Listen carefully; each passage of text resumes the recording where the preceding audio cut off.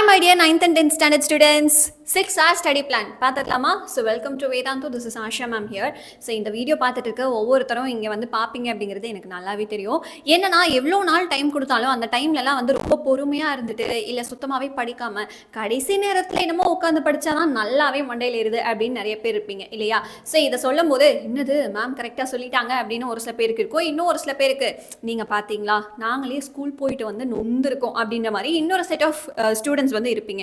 இதில் நீங்கள் எந்த குரூப் ஆஃப் ஸ்டூடெண்ட்ஸ் அப்படிங்கிறத எனக்கு கண்டிப்பாக கமெண்ட்டில் சொல்லுங்கள். ஸோ டைம் வேஸ்ட் பண்ணிட்டேன் மேம், இல்லை பொறுமையாக படிச்சிட்டேன், ஸோ ஃபுல்லாக என்னால் முடிக்கவே முடியல, ஸ்டடி பிளான் ஃபாலோவே பண்ணல அப்படின்னு சொல்கிறவங்க type 1.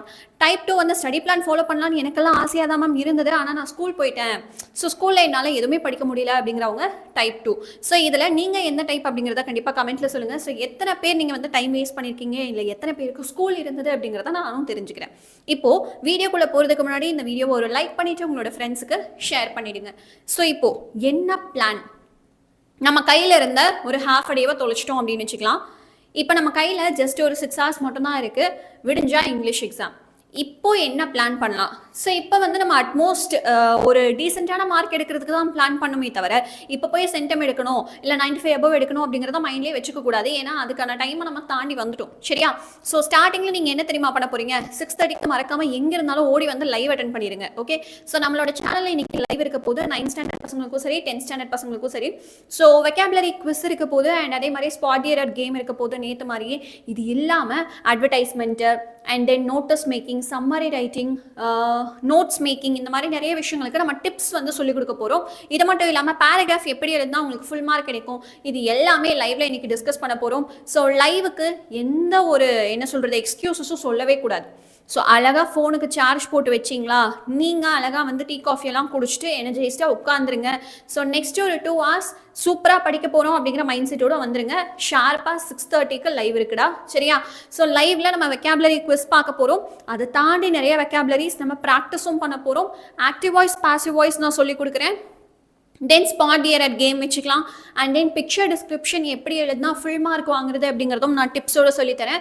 Simple compound complex teach பண்ண போகிறேன். அட்வர்டைஸ்மெண்ட் டிப்ஸ் எப்படி எழுதுனா உங்களுக்கு 5 மார்க் கிடைக்கும் அப்படிங்கிறத நான் சொல்கிறேன். நோட்டஸ் மேக்கிங் எப்படி எழுதுனா 5 மார்க் கிடைக்கும். சம்மரி ஆர் நோட்ஸ் மேக்கிங் எப்படி இருந்தால் 5 மார்க் கிடைக்கும். ஃபிகர்ஸ் ஆஃப் ஸ்பீச் எல்லாமே நான் உங்களுக்கு சொல்லித்தர போகிறேன். ஸோ எஸ்பெஷலி இந்த ஃபிகர்ஸ் ஆஃப் ஸ்பீச் வந்து நான் ஜென்ரலாக சொல்கிறது 9th பசங்களுக்கும் செட் ஆகும், 10th பசங்களுக்கும் செட் ஆகும். எக்ஸாம்பிள்ஸோடு நான் வந்து 10th பசங்களுக்கு சொல்லித்தரேன். ஏன்னா அவங்களுக்கு ரொம்ப இம்பார்ட்டன்ட் அப்படிங்கிறதுனால நான் 10th பசங்களுக்கு எக்ஸாம்பிள்ஸோட சொல்லித்தரேன். காமன் எக்ஸ்பிளனேஷன், ஃபார் எக்ஸாம்பிள் இப்போ சிமிலி அப்படின்னா என்ன அப்படிங்கிறது எல்லாமே 9th பசங்களுக்கும் செட் ஆகும், 10th செட் ஆகும் சரியா? ஸோ எல்லாருமே அட்டென்ட் பண்ணலாம். அண்ட் இப்போ இந்த லைவை முடிச்சுட்டு டின்னர் கம்ப்ளீட் பண்ணிட்டு ஷார்ப்பாக 9:30க்கு உட்காந்து 12 o'clock வரைக்கும், ஸோ ஒரு 2.5 hours இருக்குது. இந்த டைமில் நீங்கள் என்ன பண்ண போகிறீங்க? ப்ரோஸ் போயம் சப்ளிமெண்ட்ரி இன்னும் எந்தெந்த பேராகிராஃப்லாம் படிக்கலையோ இம்பார்ட்டன்ட் கொஷின்ஸ் நான் கொடுத்துருக்கேன் இல்லையா, அந்த பேராகிராஃபை ஃபஸ்ட்டு படித்து முடிச்சிடுங்க. அதுலேயும் நான் பிராக்கெட்குள்ளே இவ்வளோ டைம்ஸ் கேட்டிருக்காங்க, 5 times 3 times இப்படியெல்லாம் மென்ஷன் பண்ணி கொடுத்துருப்பேன். அந்த பேராகிராஃபை முதல்ல உட்காந்து படிச்சிருங்க.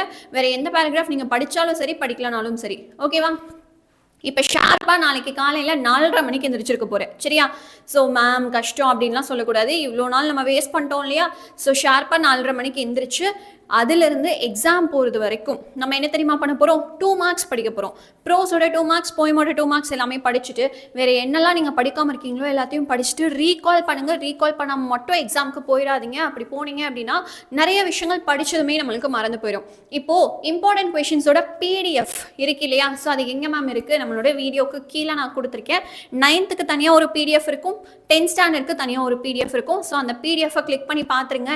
அண்ட் மறக்காமல் எஸ் நம்மளோட வாட்ஸ்அப் சேனல், டெலிகிராம் சேனல்ஸை வந்து ஜாயின் பண்ணிக்கோங்க. இப்போது இந்த பிடிஎஃப்ல என்ன மேம் இருக்க போகுது?